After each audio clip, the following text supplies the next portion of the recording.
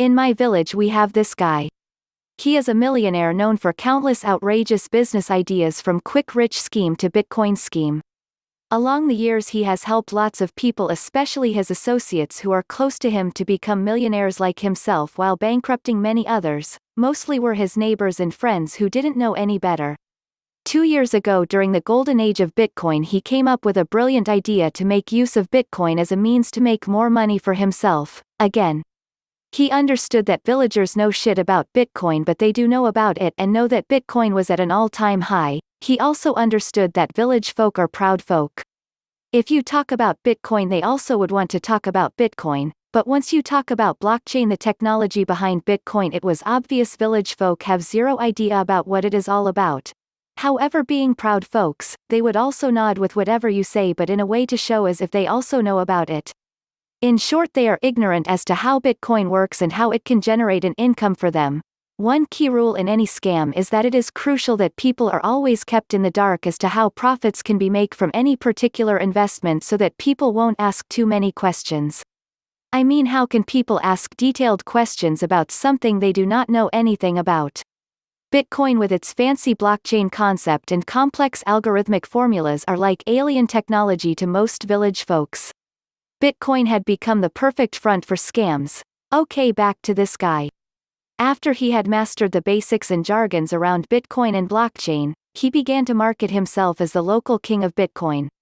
He set up various WhatsApp groups and invited his relatives, friends and fellow villagers into these groups, where from there he introduced himself as a self-made Bitcoin millionaire with his own unique investment techniques, when actually he was yet to make any money from it.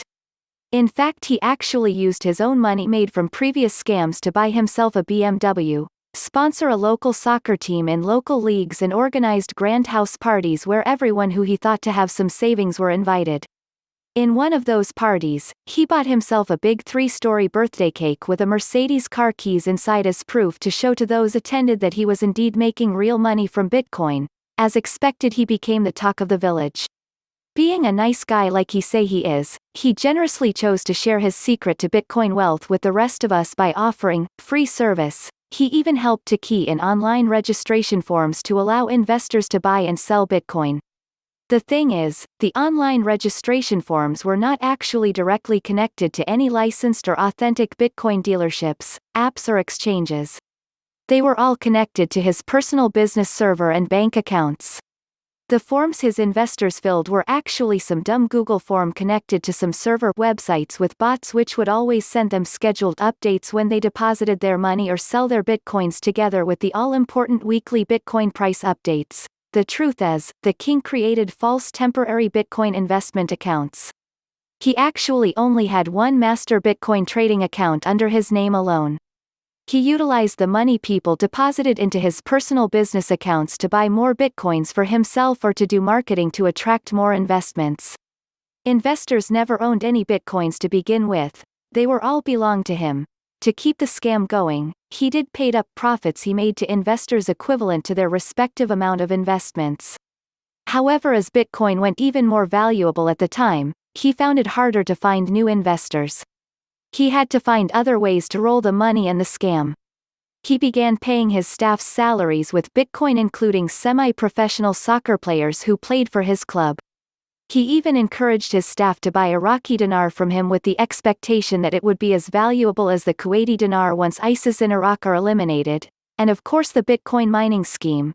I was invited several times to join the scheme by friends and relatives, but since I had bought a little bit of Bitcoin since 2014 and sold them all off just before it reached the all-time high in 2017, I thought Bitcoin was already too expensive to invest into anymore.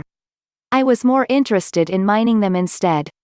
When I told my brother about my plans after he asked me to join him investing with our local Bitcoin king, he was surprisingly ecstatic. Interestingly enough, he told me that the king also did Bitcoin mining and was looking for potential investors to buy mining machines from him. Fortunately, I already did some homework on Bitcoin mining, as I did plan to mine them. I knew how much the equipment would cost me. The Bitcoin king charged my brother almost 5 times more expensive per unit compared to what would had costed him if he ordered them directly from suppliers. I gave him my quotation and the numbers of the suppliers so that he could order them himself. However, my brother was not confident enough to do it on his own. He went to the King's Bitcoin briefing sessions and he bought 4 Bitcoin machine units at nearly $20,000 because his mining farms would be installed in Iceland. I didn't say anything because it is very dangerous to hurt the pride of a fellow villager, moreover if he is your older bro. At least I already told him so, smiley face. I told my brother that there were many Bitcoin farms all over MSIA that he could have joined in if he wanted. My brother said the king promised to handle everything for him. He didn't have to worry about anything except not to forget to check his bank account when the profits start to pour in. Something no Bitcoin farms are willing to give him, and it is already 4 years.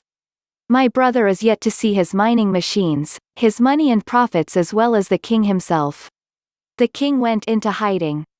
As an employee of a crypto exchange, I will say that there are a lot of scam projects in our area, which leaves a negative imprint on the industry in general and the product in particular, according to the previous answer from Spam Scam Explorers.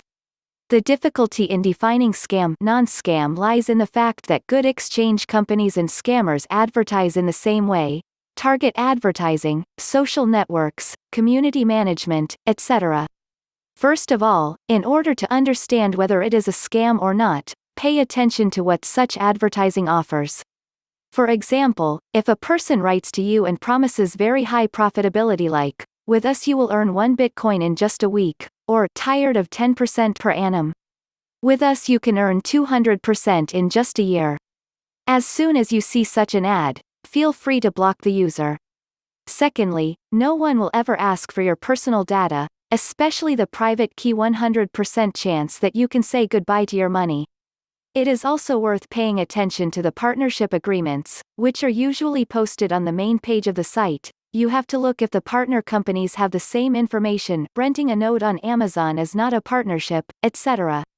Finally, you can also ask around in the community and on the forums what they write about an exchange. If the thread is active and there are not only positive ratings, this is a good sign that the exchange can be trusted.